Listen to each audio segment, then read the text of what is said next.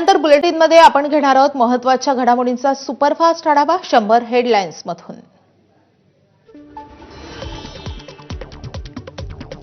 शरद पवारांच्या राष्ट्रवादीचं राज्यभर काळी दिवाळी आंदोलन। 31,000 कोटींच्या शेतकरी पॅकेजच्या नावावर राज्य सरकारने शेतकऱ्यांशी बनवाबनवी केल्याचा आरोप।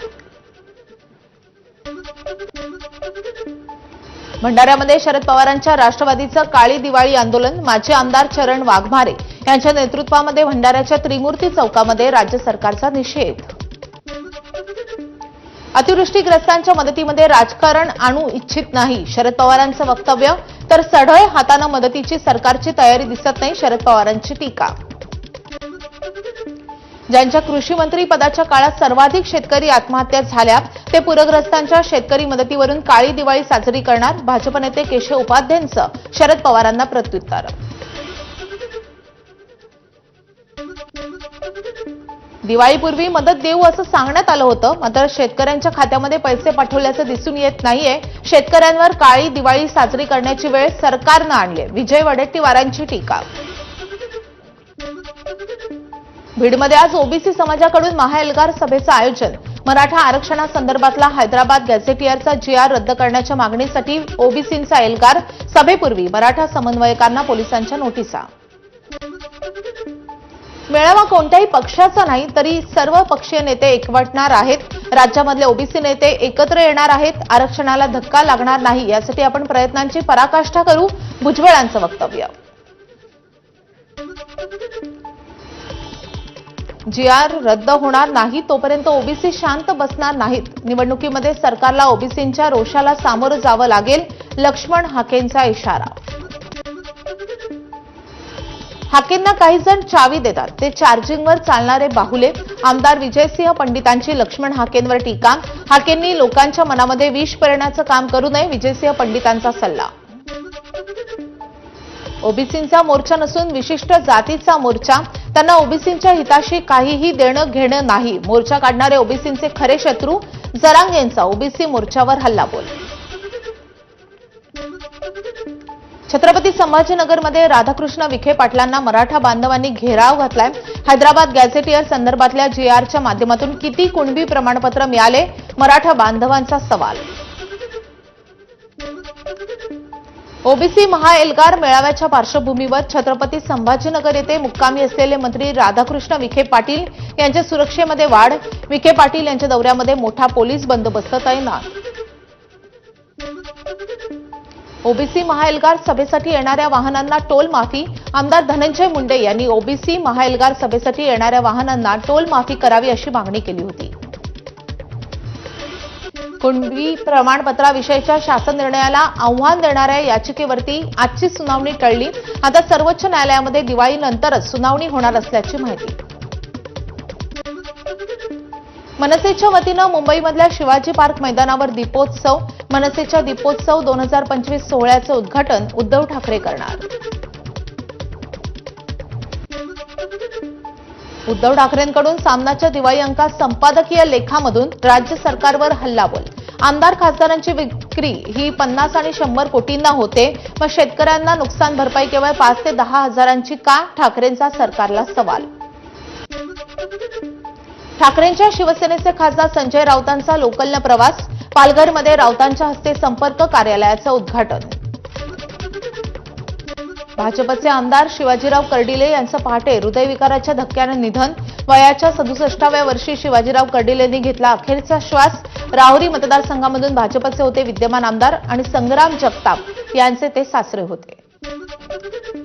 काल दुपारी लोणी येथे प्रदीप मिश्रा यांच्या दर्शनासाठी शिवाजी कर्डिले विखे यांच्या निवासस्थानी आले होते। यावेळी तिथून बाहेर पडताना सुजय विखे यांनी त्यांना गाडीपर्यंतही सोडलेलं होतं।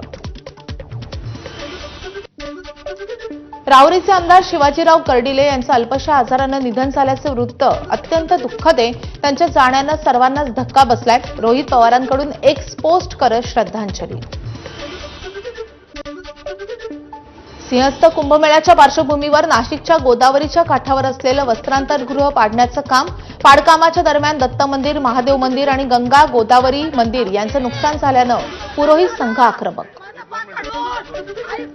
पुण्यामध्ये जैन बोर्डिंग कृती समितीचा मोर्चा. जैन बोर्डिंग हॉस्टेलची जागा बेकायदेशीर विकल्याचा आरोप. मोर्चामध्ये हजारोंच्या संख्येनं जैन बांधव उपस्थित. मालेगावचे माजी मंत्री प्रशांत हिरे अडचणीत. हिरे कुटुंबियांवर 17,74,00,000 रुपयांच्या बँक घोटाळ्याप्रकरणी गुन्हा दाखल. नाशिक जिल्हा महिला विकास सहकारी बँकेमध्ये बनावट कर्ज प्रकरणाद्वारे अपहार केल्याचा आरोप. महाराष्ट्र नवनिर्माण सेनेचे गोंदिया जिल्हा प्रमुख हेमंत लिल्लारेंचा पक्षाला रामराम. समर्थकांसह केला अजितदादांच्या राष्ट्रवादीमध्ये प्रवेश. अमरावती येथील बांगलादेशी जन्म प्रमाणपत्र घोटाळ्यामध्ये मुख्याध्यापक सामील. भाजप नेते किरीट सोमय्या यांची माहिती. अमरावती महानगरपालिकेतील उर्दू मुलांच्या प्राथमिक शाळेतील मुख्याध्यापकांना अटक. रहीम आणि निजामुद्दीन यांना शाळा सोडल्याचा दाखला दिलाय. तरुण मुलींनी जिमला जाऊ नका. भाजप आमदार गोपीचंद पडळकर पुन्हा बरळले. जिमला जाण्यापेक्षा घरीच योगा करा, पडळकरांचा सल्ला. कुख्यात गुंड निलेश घायवळ पुन्हा पोलिसांच्या रडारवर. परदेशामध्ये शिक्षण घेणाऱ्या घायवळच्या मुलाच्या फीचा स्रोत पोलीस तपासणार. आतापर्यंत घायवळचे अनेक बँक खाती आणि लाखोंची मालमत्ताही पोलिसांनी गोठवली. अनिल पवारांची अटक. बेकायदेशीर ठरवण्याला ईडीकडून आव्हान. उच्च न्यायालयाच्या निर्णयाला ईडीकडून सुप्रीम कोर्टात आव्हान. वसई विरारचे माजी मनपा आयुक्त अनिल पवारांची अटक. हायकोर्टाकडून अवैध. आजच सुप्रीम कोर्टामध्ये सुनावणीची शक्यता. जालना महानगरपालिकेचे आयुक्त संतोष खांडेकरांना 10 लाख रुपयांची लाच घेताना जालना एसीबीकडून अटक. महापालिकेअंतर्गत न केलेल्या कामाचं बिल मंजूर करण्यासाठी मागितलेली लाच.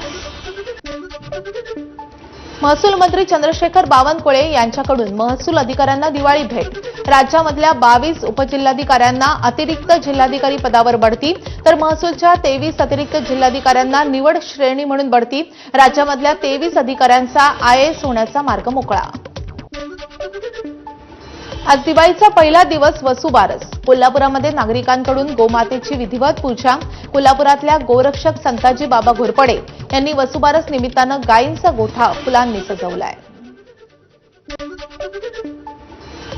शेतकरी वर्गाकडून गाय आणि वासरांची मनोभावे पूजा करून त्यांना बाजरीचा नैवेद्य आज खाऊ घातला जातो. वसुबारसे निमित्त गाय आणि वासराचं पूजनही केलं जात आहे. गाय आणि वासराला ओवाळून वसुबारसेची सुरुवात. आज बाजरीचं महत्व असून बाजरीच्या पिठाचे दिवे करून त्या दिव्यानं गाय आणि गोऱ्याला औक्षण केल्याची परंपरा असते. जळगावामध्ये आज वसुबारस सणाचा उत्साह पाहायला मिळतोय. पांचरापोळमधील गोशाळेमध्ये गोपूजनासाठी सकाळपासूनच मोठी गर्दी झाली आहे. रायगडमधील बाजारपेठांमध्ये पारंपरिक प्लास्टिक किंवा कागदी कंदिलांऐवजी कापडी कंदिलांचा ट्रेंड आलाय. पर्यावरणपूरक आणि टिकाऊ अशा या कापडी कंदिलांना नागरिकांचाही मोठा प्रतिसाद मिळतोय. पुण्यामध्ये अन्न आणि औषध प्रशासनाच्या कारवाईमध्ये सुमारे 2 कोटींचा भेसळयुक्त साठा जप्त. कारवाई दरम्यान भेसळयुक्त खवा, गाईचं तूप, खाद्यतेल, दूध, पनीर, बटर आणि भगर जप्त. मोहिमेमध्ये 353 अन्न आस्थापनांची तपासणी. दिवाळीनिमित्त कोकण रेल्वे जादा रेल्वेगाड्या चालवणार आहे. बाहेरगावी जाणाऱ्या प्रवाशांची वाढती संख्या लक्षात घेता कोकण रेल्वेचा महत्त्वाचा निर्णय. मुंबईमधल्या मिठी नदी घोटाळ्याप्रकरणी केतन कदमला जामीन नाकारला. 65 कोटींच्या गाळ काढणी घोटाळ्याप्रकरणी झाली होती अटक. मुंबई अहमदाबाद राष्ट्रीय महामार्गावर सातत्यानं निर्माण होणाऱ्या वाहतूक कोंडीमुळे नागरिक त्रस्त. आत्महत्येसाठी परवानगी द्या, थेट पंतप्रधानांना लिहिलं पत्र. नाशिकमध्ये लोंढे टोळीची गुंडगिरी कायम. हल्लेखोरांनी डोक्यामध्ये कोयता मारून जिवंत जाळण्याचाही केला प्रयत्न. लोंढे टोळीचा मास्टरमाइंड प्रकाश लोंढे, दीपक लोंढे अटकेत असताना त्यांच्या टोळीची गुंडगिरी कायम. सातपूर पोलिसांकडून पुढील तपास सुरू. नवी मुंबईमधल्या रबाळे एमआयडीसी परिसरामध्ये भीषण आग. मेणाचं साहित्य बनवणाऱ्या कंपनीला आग लागल्यानं मोठं नुकसान.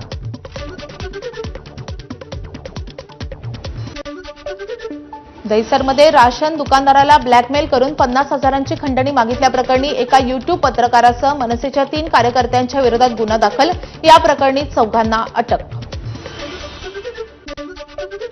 नागपूर जिल्ह्यामधल्या भिवापूरमध्ये क्रिकेट खेळताना 13 वर्षीय मुलाचा दुर्दैवी मृत्यू. शॉट मारताना बॅट चुकून पोटाखालील भागात लागून मृत्यू झाल्याची माहिती. साताऱ्याच्या पाटण पंचायत समितीमध्ये स्वयंघोषित सामाजिक कार्यकर्ता विकास हादवेला बचत गटाच्या महिलांचा चोप, अश्लील भाषा वापरल्याने आणि छेड काढल्यामुळे मारहाण, पाटण पोलीस स्थानकामध्ये गुन्हा दाखल. रत्नागिरी जिल्ह्यामधल्या दापोली मंडणगड रोडवरील खोंडा परिसरामध्ये भरधाव कारचा भीषण अपघात. कारनं रस्त्याशेजारील झाडाला जोरदार धडक दिल्यामुळे कारचं चक्काचूर, एअरबॅग उघडल्यामुळे चालक आणि प्रवासी थोडक्यात बचावले. मित्रावर गुन्हा दाखल केल्याच्या रागामधून पेट्रोल टाकून घराला आग लावली आहे. उल्हासनगरमधील घटना. या प्रकरणी पोलिसांकडून 2 आरोपींना अटक. सुदैवानं कोणतीही जीवितहानी नाही. पिंपरी चिंचवडमधल्या चरोली बुद्रुक राही कस्तुरी अपार्टमेंट परिसरामध्ये बिबट्याचा वावर वाढलाय. नागरिकांमध्ये भीतीचं वातावरण. तत्काळ उपाययोजना करण्याची मागणी. जळगावामध्ये रेल्वेतून प्रवास करणाऱ्या प्रवाशाचा मोबाईल हिसकावून चोरी करणाऱ्या चोरट्याला अटक. पोलिसांनी सिनेस्टाईल पाठलाग करत केली अटक. छत्रपती संभाजीनगर शहरामधल्या अवैध कत्तलखाने बंद करण्याचे महापालिका आयुक्तांचे निर्देश. नियमांचं पालन न केल्यास कठोर कारवाई करण्याचेही पालिका आयुक्त जी श्रीकांत यांचे निर्देश. अकोला पोलिसांचं नागरिकांना दिवाळीमध्ये गिफ्ट. चोरी केलेल्या 1,30,00,000च्या वस्तू मूळ मालकांना केल्या परत. मोबाईल, सोने त्यासोबतच दुचाकींच्या परत केलेल्या वस्तूंमध्ये समावेश. कोल्हापूर शहराच्या एंट्री पॉइंटवरील महापालिकेच्या कमानीचा धोकादायक भाग उतरवला. आमदार राजेश क्षीरसागर यांनी कमानीची पाहणी केल्यानंतर पालिका प्रशासन खडबडून जागं. मुख्यमंत्री माझी शाळा सुंदर शाळा अभियानाचा 3रा टप्पा 3 नोव्हेंबरपासून सुरू होणार. अभियानामध्ये विविध स्तर आणि वर्गवारीमध्ये विजेत्या शाळांना 72,22,00,000ची पारितोषिकं दिली जाणार. 1 जानेवारी 2024 ते 7 फेब्रुवारी 2024 या कालावधीमध्ये ही स्पर्धा आयोजित केली जाईल. वसुबारस सप्ताह साजरा करण्याचा पशुसंवर्धन विभागाच्या सूचना. मात्र धाराशिवमध्ये 8 महिन्यांपासून गोशाळांचं परिपोषण अनुदान थकलं. गायींचं पोट कसं भरावं हा प्रश्न असताना वसुबारस कशी साजरी करायची, गोशाळा चालकांचा सवाल. छत्रपती संभाजीनगर जिल्ह्यामधल्या 267 आत्महत्याग्रस्त शेतकऱ्यांच्या कुटुंबांना जिल्हा प्रशासनातील अधिकारी आणि कर्मचाऱ्यांकडून मदत. दिवाळीनिमित्त एक मदतीच्या उपक्रमाअंतर्गत फराळ किट आणि किराणा साहित्याचं वाटप. पुण्यामधल्या भारती अरविंद मांढरे आजीनं स्वतःची वैयक्तिक बचत आणि पतीचे निवृत्ती वेतन यातून धाराशिवमधल्या पूरग्रस्तांना 5 लाखांची मदत केली आहे. 69 वर्षीय भारती आजींनी माणुसकीला निवृत्ती नसते हेच दाखवून दिलंय. मुंबईमधल्या राम मंदिर रेल्वे स्थानकावर आपत्कालीन वैद्यकीय कक्षच उपलब्ध नाहीये. रेल्वे प्रशासनानं न्यायालयाच्या आदेशाचं पालन न केल्याचं निदर्शनास. काल एका तरुणानं आपत्कालीन परिस्थितीमध्ये केली होती महिलेची प्रसूती. जनगणनेचा पहिला टप्पा नोव्हेंबरमध्ये होणार. पहिल्या टप्प्यासाठी 10 ते 30 नोव्हेंबर दरम्यान सर्व राज्य आणि केंद्रशासित प्रदेशातील निवडक नमुना क्षेत्रांमध्ये पूर्व चाचणी आयोजित केली जाणार. राहुल गांधींनी मृत दलित तरुणाच्या कुटुंबियांची भेट घेतली आहे. हरिओम वाल्मिकी तरुणाची लाथाबुक्क्यांनी मारहाण करून हत्या झालेली होती. 2 ऑक्टोबर रोजी फतेहपूरमध्ये ही घटना घडलेली होती. कर्नाटक सरकारकडून राज्यामधल्या शासकीय शाळा आणि महाविद्यालयांच्या परिसरामध्ये राष्ट्रीय स्वयंसेवक संघाच्या कार्यक्रमांवर बंदी घालण्याची तयारी. कर्नाटक मंत्रिमंडळानं आरएसएसच्या कार्यावर निर्बंध आणण्यासाठी नवे नियम लागू करण्याचा निर्णय घेतल्याची प्रियांक खरगेंची माहिती. अहमदाबाद येथे झालेल्या एअर इंडिया विमानाच्या दुर्घटनेची न्यायालयीन चौकशी करावी या मागणीसाठी विमानाचे वैमानिक कॅप्टन सुमित सबरवाल यांच्या वडिलांची सर्वोच्च न्यायालयामध्ये याचिका.